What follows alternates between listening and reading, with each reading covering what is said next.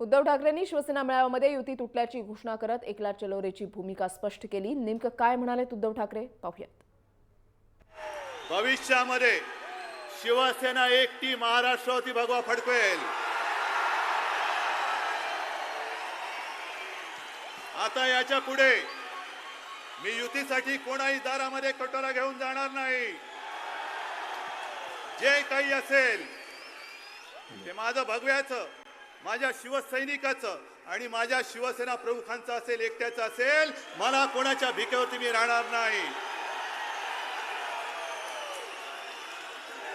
मग याची पहिली तयारी, ज्या महापालिका आहेत, ज्या जिल्हा परिषदा आहेत, तिथे कुठेही मी युती करणार नाही।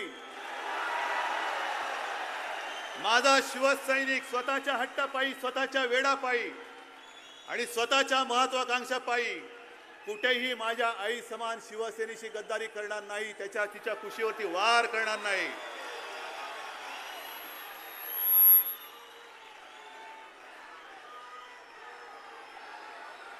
बस आता याच्या पुढे लढाई सुरू झालेली आहे। मला आता वेळ नाही, मला थांबता येणार नाही। मला आता एकच स्वप्न आहे, मला एकच ध्यास आहे आणि हीच माझी संधी आहे। करेन तर मी आत्ताच, आणि ते केल्याशिवाय मी राहणार नाही।